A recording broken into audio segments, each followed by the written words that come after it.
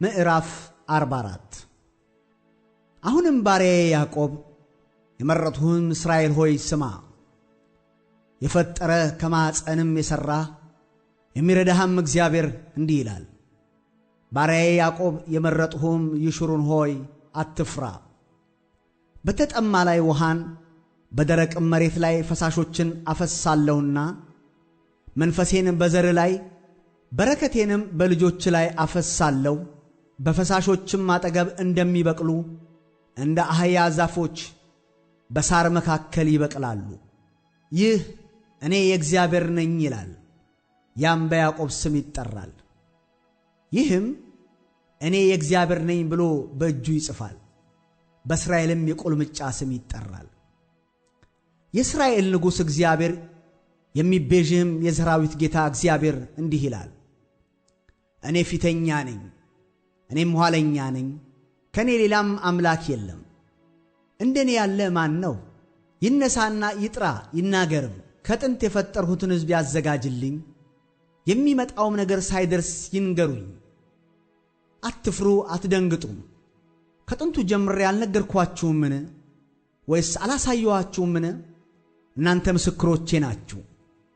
ከእኔ ሌላ አምላክ አለን? አምባ የለም፣ ማንንም አላውቅም። የተቀረጸውንም ምስል የሚሠሩ ሁሉ ከንቶዎች ናቸው፣ የወደዱትም ነገር አይረባቸውም። ምስክሮቻቸውም አያዩምና አያውቅም፣ ስለዚህ ያፍራሉ። አምላክን የሠራ ወይስ ለምንም የማይረባ ምስልን የቀረጸ ማን ነው? እነሆ ባልንጀሮቹ ሁሉ ያፍራሉ፣ ሠራተኞቹም ከሰዎች ወገን ናቸው። ሁላቸው ተሰብስበው ይቁሙ፣ ይፈራሉ፣ በአንድነትም ያፍራሉ። ብረት ሰሪ መጥረቢያውን ይሠራል፣ በፍምም ውስጥ ያደርገዋል። በመዶሻም መትቶ ቅርጽ ይሰጠዋል፣ በክንዱም ኃይል ይሠራዋል። እርሱም ይራባል ይደክምማል፣ ውሃም አይጠጣም ይታክትማል።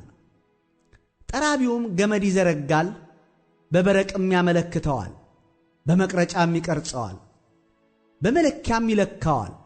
በቤትም ውስጥ ይቀመጥ ዘንድ በሰው አምሳልና በሰው ውበት ያስመስለዋል። የዝግባን ዛፎች ይቈርጣል፣ የዞጲንና የኮምቦልን ዛፍ ይመርጣል። ከዱር ዛፎችም መካከል ይጠነክር ዘንድ ይተወዋል። የጥድንም ዛፍ ይተክላል፣ ዝናብም ያበቅለዋል። ለሰውም ማገዶ ይሆናል፣ ከእርሱም ወስዶ ይሞቃል፣ አንድዶም እንጀራ ይጋግርበታል። ከእርሱም አምላክ አበጅቶ ይሰግድለታል። የተቀረጸውን ምስል ሰርቶ በእርሱ ፊት ይንበረከካል። ግማሹን በእሳት ያቃጥላል፣ በዚያ በግማሹ ሥጋ ይበላል። ሥጋም ይጠብስበትና ይጠግባል።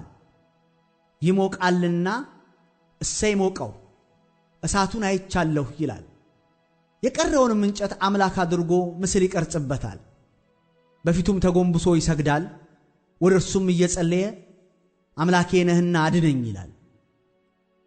አያውቁም አያስቡም፣ እንዳያዩ ዓይኖቻቸውን እንዳያስተውሉም ልቦቻቸውን ጨፍነዋል። በልቡም ማንም አያስብም። ግማሿን በሳት አቃጥያለሁ፣ በፍማም ላይ እንጀራን ጋግሬአለሁ፣ ሥጋም ጠብሼ በልቻለሁ። የቀረውንም አስጸያፊ ነገር አደርጋለሁን? ለዛፍስ ግንድ እሰግዳለሁን? እንዲልም ዕውቀትና ማስተዋል የለውም። አመድ ይበላል፣ የተታለለ ልብ አስቶታል። ነፍሱን ለማዳን አይችልም፣ ወይም በቀኝ እጄ ሐሰት አለ አይልም።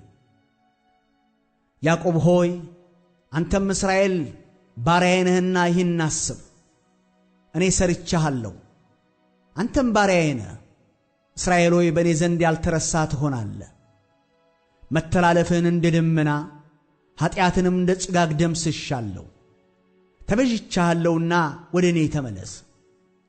ሰማያት ሆይ እግዚአብሔር አድርጎታልና ዘምሩ። እግዚአብሔር ያዕቆብን ተቤዥቶአልና በእስራኤልም ዘንድ ይከበራልና።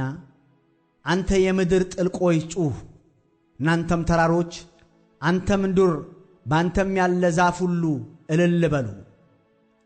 ከማኅፀን የሠራህ የሚቤዥህ እግዚአብሔር እንዲህ ይላል፣ ሁሉን የፈጠርኩ ሰማያትን ለብቻዬ የዘረጋው ምድርን የሚያጸናው እግዚአብሔር እኔ ነኝ። ከእኔ ጋር ማን ነበረ? የሐሰተኞችን ምልክት ከንቱ አደርጋለሁ፣ ሟርተኞችንም አሳብዳለሁ፣ ጥበበኞቹንም ወደ ኋላ እመልሳለሁ። ዕውቀታቸውንም ስንፍና አደርጋለሁ። የባሪያዬን ቃል አጸናለሁ፣ የመልእክተኞቼንም ምክር እፈጽማለሁ። ኢየሩሳሌምን የሰው መኖሪያ ትሆኛለሽ፣ የይሁዳንም ከተሞች ትታነጻላችሁ፣ ፍራሾቻችሁንም አቆማለሁ እላለሁ። ቀላዩንም ደረቅ ሁን፣ ፈሳሾችህንም አደርቃለሁ እላለሁ።